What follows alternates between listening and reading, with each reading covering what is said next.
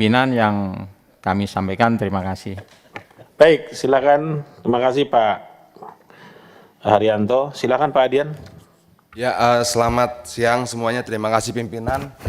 Jadi kalau dulu saya pernah berdiskusi dengan teman-teman Gojek, supir ojeknya, lalu kita petakan kira-kira ada sekitar 12 sampai 14 pasal yang dilanggar dari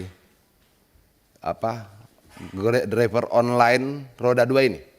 Pelanggaran itu dilakukan oleh negara, pelanggaran itu dilakukan oleh perusahaan, pelanggaran itu dilakukan oleh supir ojek, pelanggaran itu juga dilakukan oleh penumpang ojeknya. Luar biasa ya. Jadi semua kita paksa untuk melanggar undang-undang hanya karena ini. Tapi dalam konteks kehidupan bernegara memang selalu terjadi seperti ini. Dinamika teknologi jauh lebih cepat dibandingkan kemampuan negara menyesuaikannya dalam peraturan perundang-undangannya. Walaupun sebenarnya peristiwanya sudah sangat lama, 15 tahun. 15 tahun sudah berjalan. Jadi kenapa kemudian merevisi undang-undang ini menjadi penting? Karena kita tidak mau masuk tahun ke-16 mengkhianati undang-undang. Kita tidak mau masuk ke tahun 17 mengkhianati undang-undang. Kira-kira seperti itu. Nah, di sisi yang lain begini. Dulu banyak sekali R4, R2 yang ditangkap di bandara. Ditangkap di Bandara Soekarno-Hatta, di Halim, Adi Sucipto, di Surabaya dan sebagainya. Lalu saya mendatangi mereka. Kalau di Soekarno-Hatta itu lebih keras lagi tuh. Mereka ditangkap, ditahan 6 jam, disuruh push up. Sampai akhirnya saya telepon direktur dirutnya Angkasa Pura II kalau tidak salah, dan saya bacakan pasal sama dia bahwa itu termasuk pasal penyanderaan.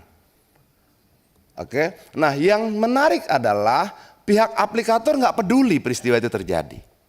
Mereka tidak peduli supirnya ditangkap, disuruh push up, di beberapa tempat dipukuli dan sebagainya. Mereka nggak peduli. Mereka nggak peduli mobilnya rusak. Mereka tidak peduli SIM-nya habis. Mereka tidak peduli olinya kurang. Mereka tidak peduli apapun yang terjadi di jalanan. Hal yang tidak terjadi pada perusahaan angkutan yang lain. Taksi-taksi yang offline itu dia urus poolnya, dia urus olinya, tabrakan dia bertanggung jawab, supirnya ditangkap, dia urus ke polisi dan sebagainya. Tapi keuntungannya sepertinya lebih besar yang online ini. Nah, kalau begini pimpinan, kalau kita nggak atur ini dengan baik, kita juga berlaku tidak adil sama rakyat. Dan menurut saya ini harus menjadi bagian penting dalam pasal kita nanti mengatur.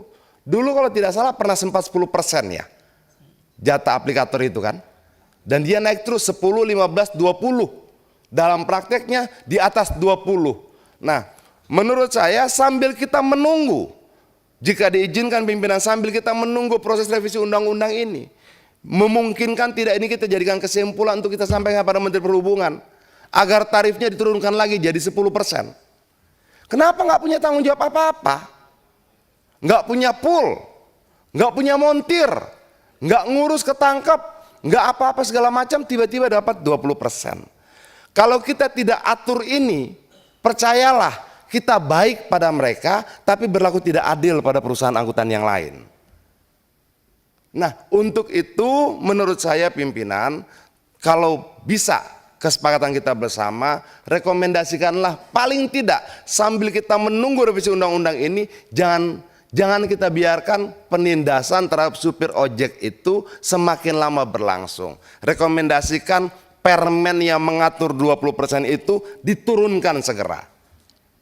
Karena kita tidak bisa menjamin proses revisi ini selesai 2 bulan, 3 bulan, 1 tahun atau 2 tahun. Walaupun saya berharap selesai dalam 1-2 bulan ini. Kenapa? Negara ini tidak boleh berlama-lama mengkhianati produk undang-undangnya. Terima kasih pimpinan.